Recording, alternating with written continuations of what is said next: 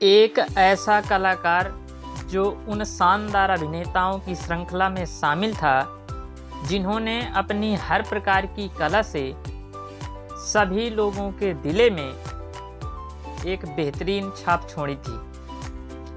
ये बात अलग थी कि उनका बचपन बहुत ही गरीबी में बीता, यहाँ तक कि उसके बाप ने उसको अपने घर से तक निकाल दिया और उसे अपनी मम्मी का पालन पोषण करने के लिए और अपना पालन पोषण करने के लिए 3 वर्ष की अवस्था में ही भीख मांगनी पड़ गई थी। इस कलाकार का जन्म अफगानिस्तान के काबुल में 22 अक्टूबर 1937 को हुआ था। जी हाँ, मैं बात कर रहा हूँ भारतीय अभिनेता कादर खान की। वास्तव में कादर खान भारतीय नहीं है, मूल रूप से भारतीय नहीं है।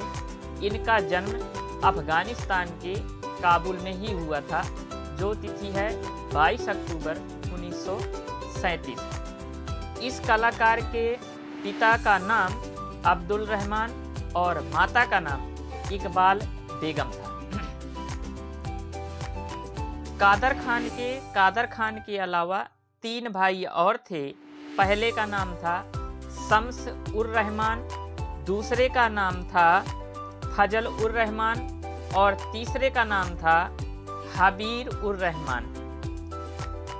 हालांकि दैवीय प्रकोप के चलते इसके तीनों भाइयों की मृत्यु केवल 8 वर्ष की उम्र तक पहुंचते पहुंचते हो गई थी। इस कारण कादर खान के माता पिता ने अपने बच्चों के लिए अफगानिस्तान की भूमि को अभिशापित माना और अपने बच्चे के जीवन को बचाने के लिए ये अफगानिस्तान से भारत चले आए। भारत में ये सबसे पहले मुंबई के कामाठीपुरा, जो रेड लाइट एरिया के लिए प्रसिद्ध है, वहाँ पर रहे थे।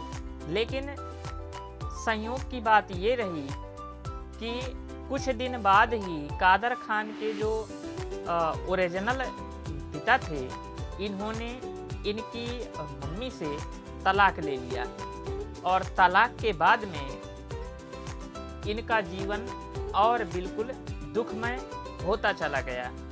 मजबूरी में आकर के इनकी माता को दूसरी शादी करनी पड़ी और जब दूसरी शादी हो गई तो कादर खान के जो सौतेले बाप बने, इन्होंने कादर खान के जीवन को नरक ही बना दिया था, क्योंकि उसका कहना था कि तुम अपने असली बाप के पास में जाओ और उससे पैसा लेकर के आओ, क्योंकि उसका जो यानी कादर खान का जो असली बाप था तो वो प्रोफेसर था और उसके पास में काफ़ी मात्रा में पैसा था।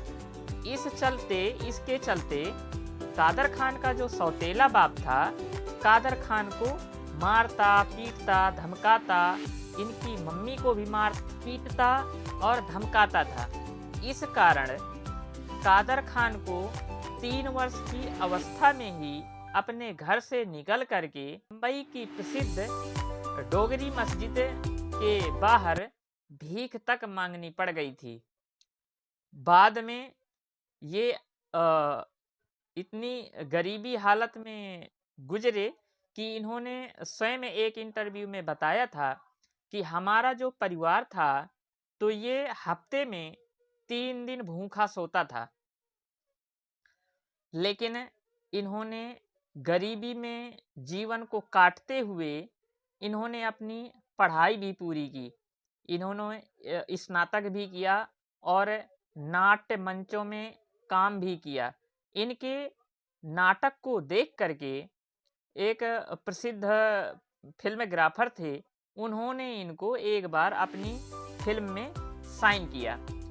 तो इन्होंने अपनी कला का एक बेहतरीन परिचय देते हुए अपने हुनर को आगे बढ़ाया।